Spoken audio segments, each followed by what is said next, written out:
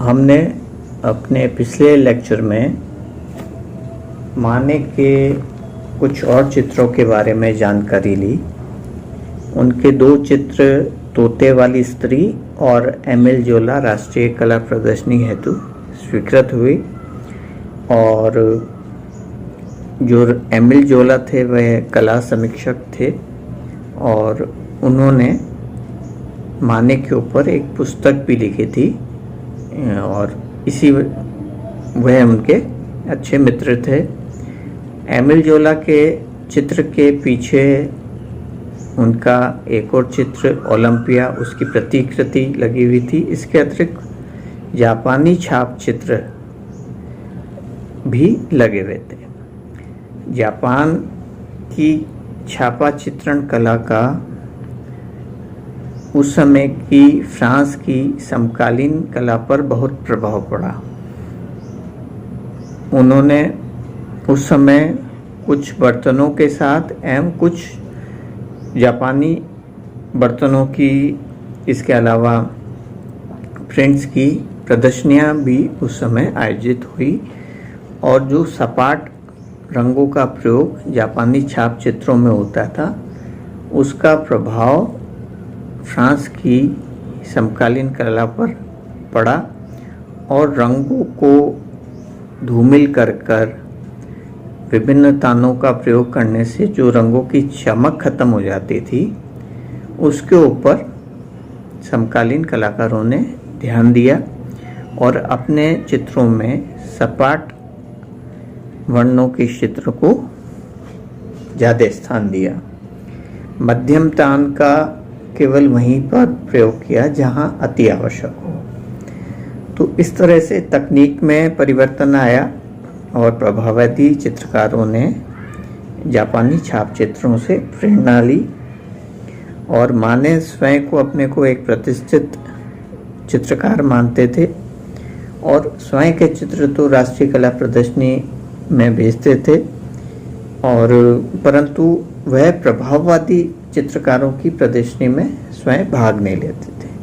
उन्हें प्रेरणा देते थे, उनके साथ चर्चा करते थे, उन्हें आर्थिक मदद भी प्रदान करते थे, परंतु एक हद तक वह अपने आप को उनसे अलग रखते थे क्योंकि वह स्वयं को प्रतिष्ठित कलाकारों की श्रेणी में रखते थे।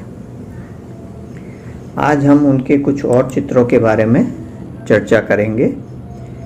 सन 1873 में माने का एक और चित्र अच्छी बियर राष्ट्रीय कला प्रदर्शनी में प्रदर्शित किया, और इस चित्र की शैली में कोई विशेष परिवर्तन नहीं था, फिर भी इस चित्र को बहुत पसंद किया गया। यह चित्र फ्रांस हाल्स की चित्रण शैली से प्रेरित होकर बनाया गया था, और सन 1874 में माने ने का एक और प्रकृति चित्र नाव की सवारी शीर्षक प्रदर्शित हुआ, जो कि एक तरह से हम कह सकते हैं कि पूर्णतः प्रभाववादी चित्रण शैली के अनुरूप है।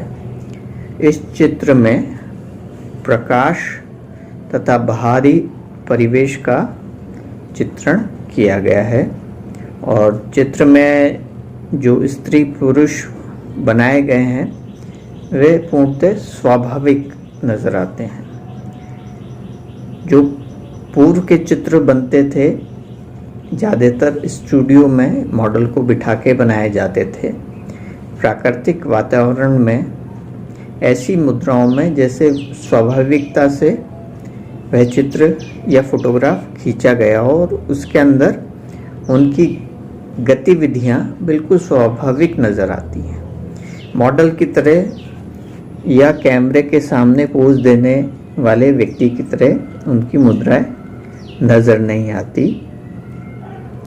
यह परिवर्तन उनकी चित्र शैली में आया, और उस समय उन्होंने फ्रांस हाल्स, जो कि उन्होंने भी रंगों के क्षेत्र में काफ़ी तकनीकी परिवर्तन किए थे, और रंगों में जो चमक है उसको बरकरार रखने के लिए रंगों को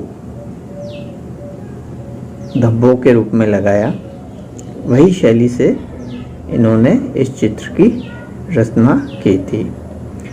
माने ने प्रभाववाद के क्षणिक चाक्षुष प्रभाव की दिशा में अपनी कला का विकास किया और उन्होंने अपने चित्रों के आकारों को स्पष्टता को न्यून कर शुद्ध चमकयुक्त वर्ण प्रयोग किए।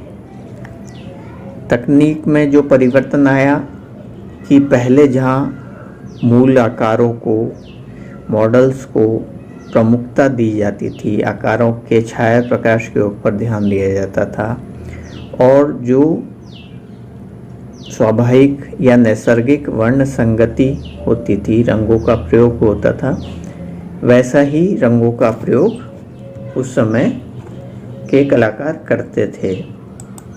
उसके स्थान पर माने ने अपने चित्रों में रंगों को प्रमुखता प्रदान की, आकारों की स्पष्टता की ओर, बारीकी की तरफ कम ध्यान दिया।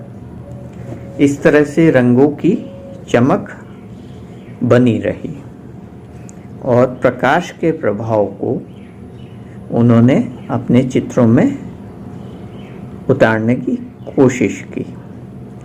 प्रभाववादी चित्रकारों को मूल रूप से क्षणिक दृष्टि के ऊपर प्रभाव पड़ता है। अगर हम किसी भी दृश्य को देखते हैं और उसको देखकर आंखें बंद कर लेते हैं या दृष्टि को घुमा लेते हैं तो उसकी एक छवि हमारे मन मस्तिष्क में उभरती है और वह छवि रंगों के माध्यम से ज़्यादा दिखाई देती है बनिस्पत की आकारों की स्पष्टता या बारीकी की ओर।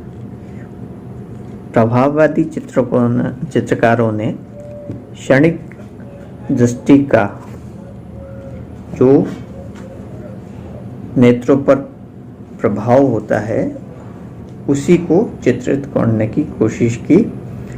इसके अलावा प्रकाश का वस्तुओं पर जो प्रभाव होता है उसे भी उन्होंने चित्रित करने का प्रयास किया। तो उनका चित्र नाव की सवारी जो 1874 में बनाया था उसमें इन सभी तत्वों को देखा जा सकता है जो कि प्रभाववादी चित्रण के प्रमुख तत्व हैं। इससे उनके चित्रों में नवीनता आई और इसीलिए हम अगर प्रभाववादी चित्रकारों की बात करते हैं तो सबसे पहले माने का जिक्र करते हैं, क्योंकि माने ही ऐसे कलाकार थे जो प्रभाववादी चित्रकारों के साथ जुड़े रहे, उन्हें सहायता भी प्रदान की और इसके अतिरिक्त उन्होंने उनको तकनीकी सहायता या जानकारी भी दी और उनके उत्तरोत्तर काल के चित्रों में हमें प्रभाववादी कला के स्पष्ट संकेत नज़र आते हैं।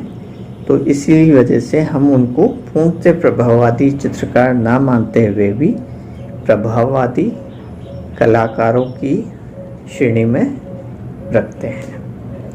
अपने अगले लेक्चर में हम उनके एक और महत्वपूर्ण चित्र अ बार एट द फॉलिस बर्जर पर चर्चा करेंगे। धन्यवाद।